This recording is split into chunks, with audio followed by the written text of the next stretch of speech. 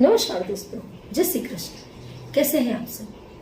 उम्मीद करती हूँ खुश होंगे, सुखी होंगे, शांत। जो भी हमारे व्यूवर्स हैं, सब्सक्राइबर्स हैं, दुनिया में जहाँ भी है, हमेशा खुश रहें, सुखी रहें और सब। दोस्तों, ये जो जानकारी मैं आपको देने के लिए जा रही हूँ बेहद जरूरी है, क्योंकि कितनी बार ऐसा होता है कि हमें पता नहीं होता। हम अपने तरीके से तो अच्छा काम करते हैं, लेकिन उसका इफेक्ट बुरा हो रहा होता है। कई बार हम वो गलतियां कर रहे होते हैं जो गलतियां हमारे घर को तबाह कर देती हैं, हमारे घर की तबाही का कारण बन जाती है। हर व्यक्ति उसकी लाइफ में पूजा पाठ से जुड़ा हुआ होता है, कम या ज्यादा प्रमाण में। कोई ज्यादा पूजा पाठी है, कोई कम है। हर व्यक्ति अपने धर्म के अनुसार जो भी उनका इष्ट देव है वो उससे जुड़ा हुआ होता है। जो मंदिर से जुड़े हुए, आप देखो मंदिर में कई बार मैंने देखा है, कई लोग जाते हैं, छोटे छोटे बच्चे सब साथ में जाते हैं। जाना ही चाहिए मंदिर में, तो एवरीडे जाना चाहिए, दर्शन करना चाहिए। जाते के साथ अब आप देख रहे हो कि 4 व्यक्ति ध्यान में बैठे हैं। वो आंखें बंद कर ओम नमः शिवाय, अचानक जोर से घंटा हो जाओ, धाम से दे मारा टान, और एक बार भी नहीं बजाएंगे, 4-5 बार बजाएंगे। आपका ध्यान व्यान सब गुल। ध्यान तो क्या, गुस्सा आ जाएगा, तुरंत तमोगुण। कहाँ तो हम ध्यान कर रहे हैं सत्व गुणों का। हे भगवान, हे परमेश्वर, तुम सब में है। लेकिन उस समय हमारे अंदर क्या, इसमें तो नहीं है ना। जो इंसान ध्यान की शुरुआत कर रहा है उसको लगेगा इसमें तो नहीं है, इसको इतना भी सेंस नहीं है, इतनी जोर से इसने घंटी बजाई, मेरा ध्यान भंग हो गया। तो मंदिर में जाकर कभी भी ऐसी सिचुएशन क्रिएट ना करें। घंटी बजाए धीरे से, भगवान को पता चलता है आप आए हैं। अरे आए क्या है, आप घर से निकले हैं, और घर से भी क्या निकले हैं, आपने सोचा है। वहीं से भगवान को पता है कि आपको मंदिर में आना है। आपको मंदिर में लाने वाले ही वो ईश्वर है। ईश्वर ना चाहे आप मंदिर में जाएंगे ही। ईश्वर जिसको नहीं चाहता वो व्यक्ति कभी ईश्वर की भक्ति नहीं कर पाता। ये आप लिख लो। जब तक भगवान आपको नहीं बुलाएंगे आप किसी तीर्थ स्थान में नहीं पहुंच सकते। कई इंसान का शरीर होते हुए भी जानवरों की जिंदगी जीते हैं। उन्हें ना भगवान का पता होता है, न ध्यान का पता होता है, न तीर्थ स्थान उनके लिए कोई मायने रखता है। लेकिन अगर आपके लिए सारी चीजें मायने रखती हैं तो ये भगवान की ही देन है। तो जोरों से घंटी बजाने की कोई जरूरत नहीं है कि लोग घंटी को घंटा बोले, अरे बज गया, है ऐसे मत बजाए। ऐसा करके आप पाप करते हैं, पुण्य नहीं करते। आप बजाते हैं, अभी तो आपने बजाया, ये नीचे से आपका झब्बा है, कुर्ता है, बच्चा खींच रहा है, पप्पा पप्पा मैं भी बजाऊंगा। हाँ ले बेटा, अब बेटा ऊपर है, बेटा भी लगे। वो जो ध्यान कर रहा है उसका ध्यान नहीं लगेगा। मंदिर में हमेशा शांति होनी चाहिए, शांति। आप जितना शांति में जाएंगे ना आपका ध्यान लगेगा। तमाम जो मन आपका तमाम जगह भटक रहा है वो शांत होने लग जाएगा, और ये शांति कुछ नई चीज दे देगी। घंटी, सिर्फ घंटी बजाने से कुछ नहीं होगा। घंटी उस समय बजाए जब आरती हो रही है ना, तो माहौल भी बनता है, जमता है। दूसरा, मंदिर में जब आप एंटर होते हैं कभी भी जूते दरवाजे पर ना उतारें, साइड में उतार के जाएं,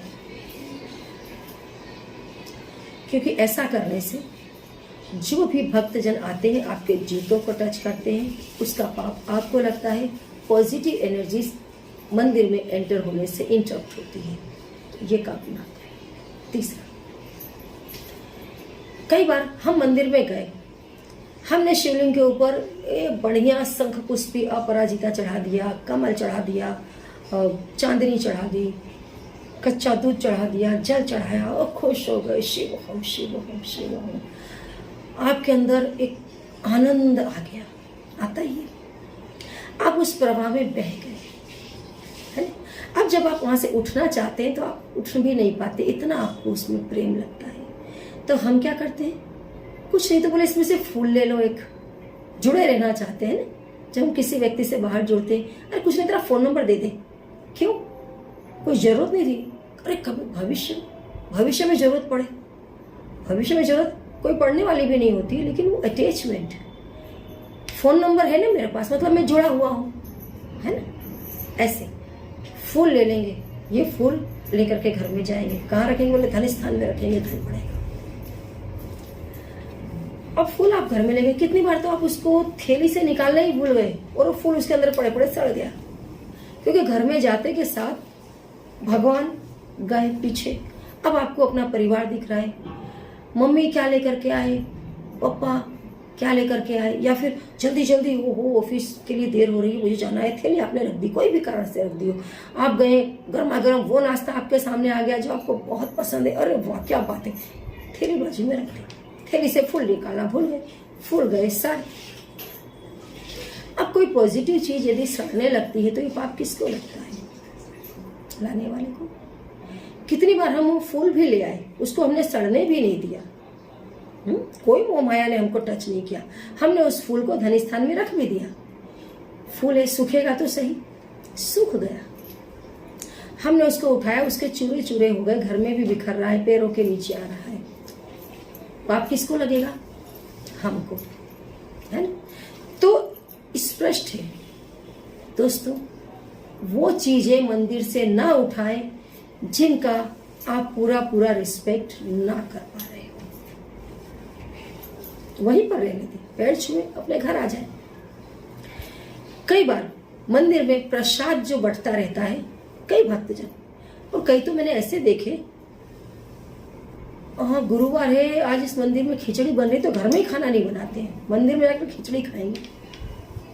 प्रसाद को प्रसाद की तरह ग्रहण करें, खिचड़ी दें, थोड़ा सा प्रसाद के रूप में लें, और भरपेट भी खाते हैं, कोई बात नहीं, खाएं। लेकिन कितनी बार क्या होता है, हम मंदिर से प्रसाद ले लेते हैं, नारियल है, ये है, वो है, हमने ज्यादा ले लिया, ला करके घर में बच्चों को भी दे दिया, बच गया, उसको यहाँ वहां छोड़ दिया। अब वो यहाँ वहां गिर रहा है, कहीं कचरे में जा रहा है, तो ये पाप किसको लगता है? हम। प्रसाद उतना ही ले जितना आप खा सके, कभी भी भगवान का प्रसाद ले करके यहाँ वहां ना डालें। कई बार मंदिर में हम जाते हैं, भगवान के प्रति आस्था है, जबरदस्त आस्था है, तो जितनी भी फोटोएं बिक रही हैं, मूर्तियां बिकती हैं, हम बहुत अपने आप को समझाते हैं, नहीं नहीं लेकर जाएंगे, रखेंगे कहाँ, असल एक दो ले लेते हैं, अब ले लिया, अब मंदिर में ला करके हमने उनको 4 दिन रखा, फिर देखते हैं मंदिर में जगह कम पड़ रही है, उठा करके उसको यहाँ वहाँ रख दिया। यहाँ वहाँ रखने के बाद भी जैसे पीरियड्स में है, घर में भी लोग बाग आ जा रहे हैं, अब वो भी उसको टच कर लेते हैं, गंदे लोगों की उस पर नजर पड़ती है, पीरियड्स में है औरतें और वो उन पर छाया पड़ रही है उनकी, तो पाप में कौन पड़ता है? आप, जो मूर्तियां लेकर के आए, घर में उतनी ही मूर्तियां फोटो रखें जिनको आप संभाल सके, अनावश्यक चीजें ना लाए पूजा पाठ की। मतलब कि आप पूजा पाठ, ये तस्वीरें, ये मूर्तियां, इनको खेल की चीज ना समझे। आपने देखा होगा, इस तीर्थ में बाढ़ आ गई, भूकंप आ गया, इतना पानी आ गया, लोग इतने तबाह हो गए, क्यों हो गए? कभी आप सोचें। मैं ये नहीं कहती हूँ कि मैं 100% सही हूँ, लेकिन जो मेरा दिमाग चलता है, कई बार मैंने सुना है लोग अभी 10 दिन की छुट्टी पड़ने वाली है, चलो एक काम करते हैं, केदारनाथ जाकर आ जाते हैं, चलो महाकालेश्वर जाकर आते हैं। हम वहां भगवान से मिलने नहीं गए, हम वहां पिकनिक मनाने गए।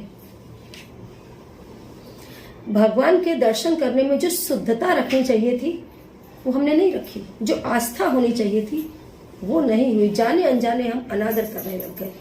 हमने उनके स्थान को पिकनिक प्लेस के रूप में देखना शुरू किया।